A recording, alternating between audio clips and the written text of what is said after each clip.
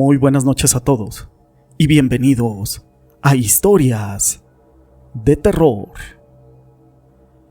Los hombres de hoy creemos que ya no tenemos mucho por conocer, que ya no hay nada nuevo que descubrir. Pero en este programa vamos a conocer historias, experiencias, situaciones que ocurren del más allá y de lo sobrenatural. Los tesoros enterrados son todo un mito, así como leyenda. Se dice que cuando un hacendado o un bandido enterraba un tesoro, generalmente asesinaba a la persona que le ayudaba o al peón que había hecho ese pozo. Esto con un doble fin. Número 1, que nadie supiera dónde había quedado escondido ese tesoro. El segundo es que al quedar enterrado junto con el dinero, su alma va a quedar atrapada ahí para convertirse en una especie de guardián, cuya presencia asustaría a todo aquel que se acerque a ese lugar. Este mito es muy popular en todas las historias de fantasmas que son agresivos y que atacan a quien se acerca, aunque sea por casualidad, a ese lugar que están custodiando. También se dice que cuando una persona oculta un tesoro, su alma no puede tener descanso y va a penar cerca de ese entierro, donde están esos valores hasta que alguien los saque. Es por eso que se habla también de aparecidos que hacen señas, llamados o casualmente señalan el lugar preciso en donde está escondido ese dinero. En la antigüedad, enterrar una riata junto con el dinero hacía una especie de sortilegio que provocaría que aquel lazo se convirtiera en una serpiente cada vez que alguien quisiera sacar ese tesoro. Quien no se deje ahuyentar y enfrente con valentía a esa serpiente se puede convertir en el dueño de ese tesoro. Pero todo esto no es importante sin una historia. Mi nombre es José Llamas y te presento El Toro de Oro.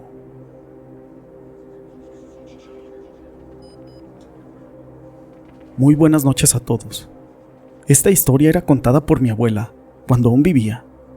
Mi abuela es de un pueblo muy pequeño que se encuentra entre la Sierra de Zacatecas.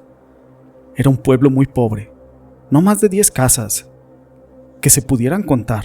Ellos solamente vivían de lo que les daba la tierra. Pero dice mi abuela que tuvo una gran infancia, pues ahí vivió sus mejores años. Mi abuela nos contó que cuando ella era pequeña y que tenía algunos 10 años, en el pueblo donde vivía pasaba una de sus peores épocas, pues no había llovido, las cosechas no se darían y no había más comida guardada. La situación cada vez era más complicada, pues las cosechas era lo único con lo que el pueblo contaba para poder subsistir. Los padres de familia estaban más que preocupados, pues no sabían qué hacer más que irse del pueblo. Unos días después, y como si fuese un milagro, llegó un señor como de unos 50 años, alto, de tez blanca y al parecer era como estadounidense, y allí en el pueblo se les conocía a estas personas como gringos, pero este señor buscaba personas para trabajar en unas excavaciones cerca de uno de los cerros del pueblo. El cerro, el cual yo les estoy comentando, que irían se llamaba el Cerro Brillante, pues se cuenta que había noches que parecía que brillaba con luz propia. Nadie del pueblo, ni de los pueblos cercanos, les gustaba pasar o entrar a ese cerro, pues se contaban historias sobre gente que lo subía y que ya no regresaba. Otros decían haber visto un toro muy grande. Además, algunas personas afirmaban que era de oro en su totalidad y siempre rondaba cerca de ahí. Los padres de familia, aún desanimados pero pensando en que si no hacían algo, sus familias iban a pasar mucha hambre. Y pasar hambre, créanme que es de lo peor. Además les prometió que la paga sería muy buena. Así que los padres de familia aceptaron, y con ellos también el padre de mi abuela. 2 días después, salieron temprano. Aquel gringo los recogió antes de que saliera el sol en unas camionetas y se dirigieron rumbo al cerro. Durante todo el día se la pasaron de sol a sol, y así por varios días seguidos. Al parecer, el señor estaba buscando señales de que ese cerro contenía oro. Pero eso es lo que decía el padre de mi abuela. Pero también decía que no habían tenido suerte. Varios días pasaron, repitiendo una vez la misma situación. Pero un día, la madre de mi abuela no pudo ir a llevar la comida a su padre, así que le encargó a mi abuela y a su hermano mayor que por favor se la llevara hasta el cerro. No estaba tan lejos, algunos 30 minutos a pie, pero eso no era lo difícil, porque la verdad a mi abuela no le gustaba pasar por ahí. Ella y su hermano incluso no querían ir, pero no había de otra, así que emprendieron su camino hacia el cerro. El sol comenzaba a ocultarse un poco entre los cerros y la temperatura bajaba. El camino era cada vez más agradable, ya que las tardes resultaban ser muy calurosas ahí. Al llegar mi abuela, vio a estos señores trabajando con unas palas y unos picos, removiendo piedras, escarbando por aquí y por allá sin descanso. Mi abuela le dio la comida a su padre, porque ya era hora de comer para ellos y de descansar un rato. Mientras él comía, ella caminaba un poco ahí por alrededor. Se detuvo un poco a observar cómo dos señores movían una piedra muy grande. Y al mover, ella vio esos pedazos de metal que brillaban como el mismo sol. Se sorprendió, pues lo más seguro es de que eso era oro. Pero al momento notó algo muy extraño. Los señores no se movieron para nada, ni siquiera trataron de recoger esas piedras. Parecía como si ellos no lo pudieran ver. Movieron con la pala un poco de tierra y se fueron hacia otro lugar.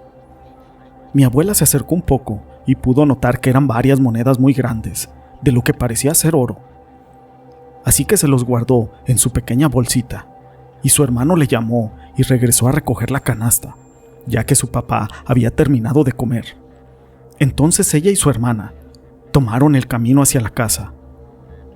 Esa noche, mi abuela se preguntaba cómo era posible que aquellas personas no se percataran de que estaban esas monedas de oro y que estaban justo frente de ellos, en sus narices.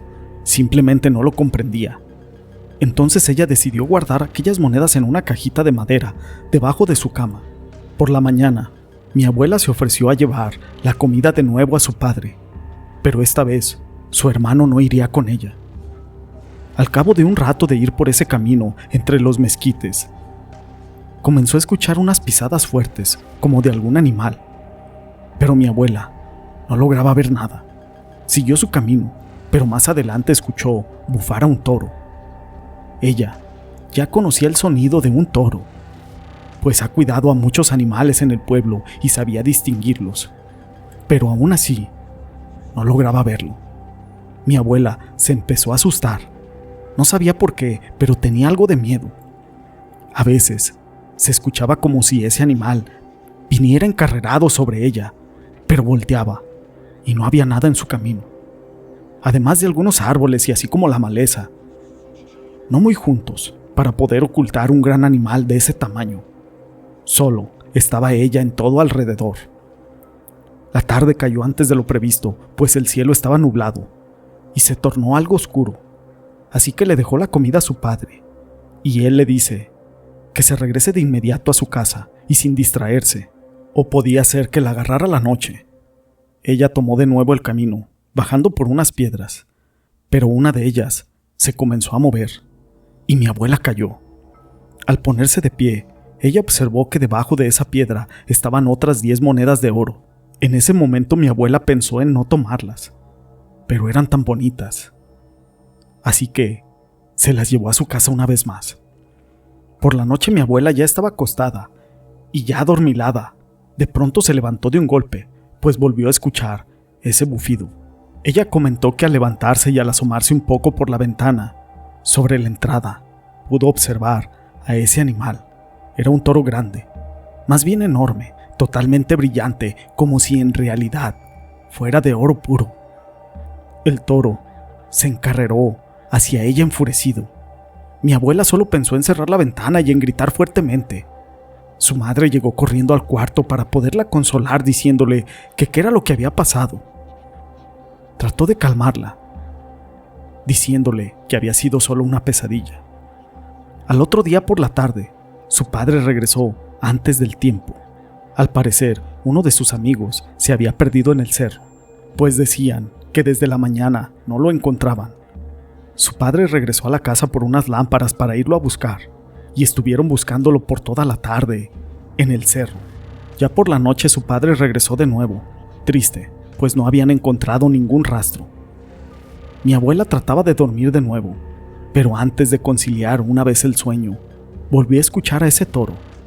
Ella sabía perfectamente que era él, pero esta vez no se asomó por la ventana, solamente se tapó la cara con una cobija y tapó sus orejas con las manos, hasta quedar totalmente dormida. Por la mañana, su padre regresó a ese cerro para seguir con la búsqueda. Ya por la noche regresaron los señores del pueblo con la triste noticia de que el padre de mi abuela se había perdido también. Esa noche, después de llorar un rato, mi abuela comprendió que el toro y el oro tenían algo que ver con todo esto.